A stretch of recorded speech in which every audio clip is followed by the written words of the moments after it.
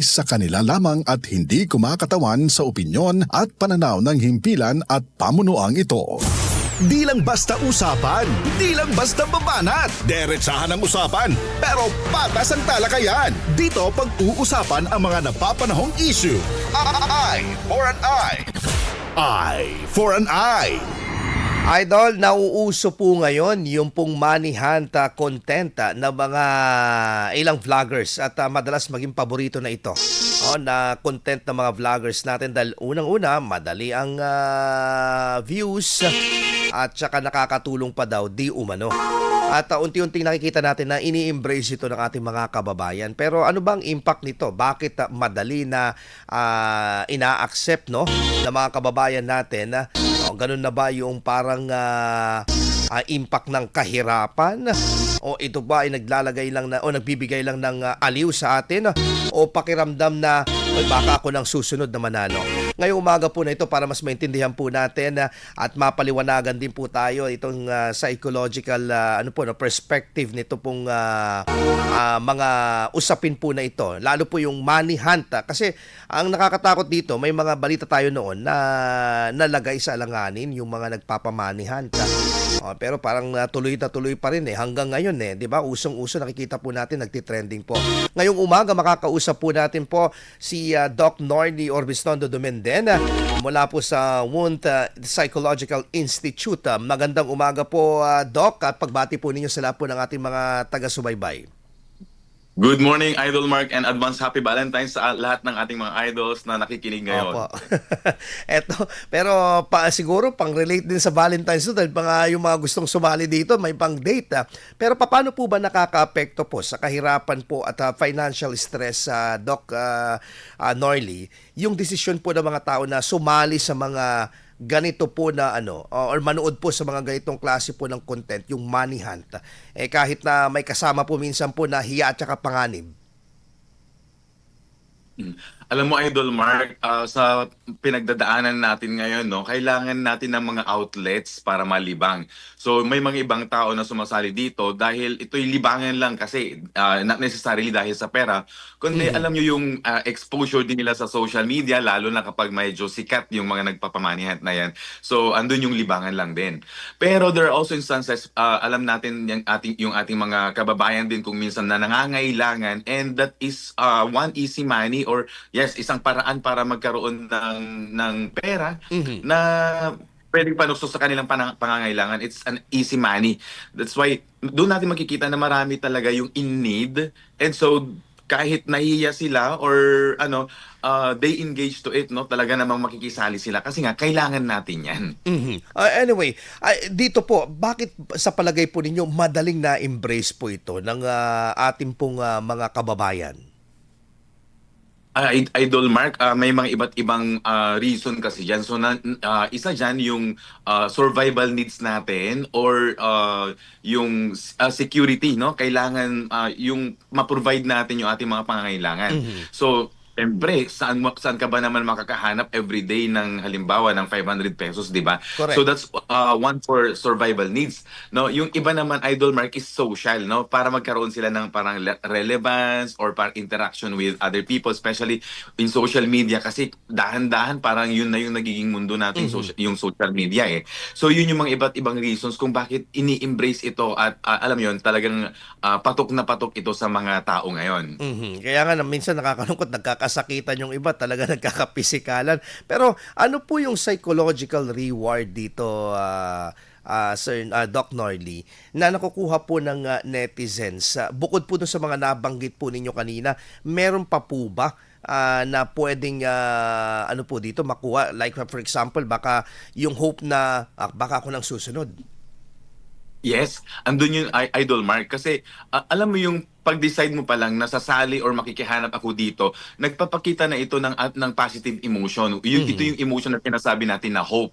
Kung saan we yearn for the better, na sana tayo makahanap or sana ma-achieve natin yung goal natin. Ngayon, Idol Mark, kapag nahanap ng isang tao yung pinapahanap sa kanila, doon nagkakaroon ng sense of accomplishment na okay, na-reach nila yung goal nila. So, pwedeng rewarding yun sa kanilang experience. And at the same time, doon sa tao naman na nagpapahunt nun, Idol Mark, andun naman yung sense na nakatulong siya, no? Pero sana nga lang, no, real or genuine yung nararamdaman nila na fulfillment kasi nakatulong talaga sila. Doon po sa aspeto po na yon, bakit po mas nagiging katanggap-tanggap po sa marami po yung ganitong content kapag ito po ay pinapakita yung bilang tulong o yung charity kahit po may elemento po ng exploitation minsan? Yun yung medyo mahirap maintindihan, Idol Mark. At sometimes, alam mo, parang mahirap din na magbigay ng opinion kung minsan kasi baka sabihin nila na ginajudge sila. Pero looking at all the perspectives kasi, no, ang pagtulong kahit saang larangan man, sabi nga nila, di ba, don't let your right hand know kung anong ginawa ng right hand mo, na pag tumulong ka, sana ikaw na lang at yung magbe-bless sa'yo lalo ang mas nakakaalam. However, sa panahon ngayon, dahil nga sa social media at malakas na content ito sa social media, so parang tinitake advantage ito ng ating mga vloggers or mga content creators dahil nga alam nila na pagdating sa pera, mas madaling makahikayat ng tao kasi ang daming nangangailangan. So nakikiride on sila, or tinitake advantage nila itong pangangailangan na ito or interest ng ibang tao para magpadami ng kanilang mga followers, ng kanilang mga views and the like. Although we are not judging them, pero yun nga lang, may mga risk kasi na nakasama lagi dito sa mga pinaggagawa nila na yan. Pero anyway, Doc Norly, meron po bang pwedeng maging side effect naman or negative effect doon naman sa mga sumasali dito kapag dumating sila sa punto na ayun na nga, minsan hindi nila makukuha or sali sila ng sali, hindi sila nananalo, meron po bang indikasyon na ito na maaaring makaapekto sa ating pag-iisip? Yes, kagaya lang din ng ating Idol Mark, ng ating mga goals na hindi natin na-achieve, no? Na every time na may hindi tayo ma-achieve, nagkakaroon tayo ng sense of frustration. At kapag paulit-ulit kasi yung frustration na yan, pwedeng humantong doon sa pakiramdam na I'm not good enough, no? Na kahit anong gawin ko, hindi rin lang naman ako mananalo. So pwedeng dumating yung point na mag-give up na lang sila without trying.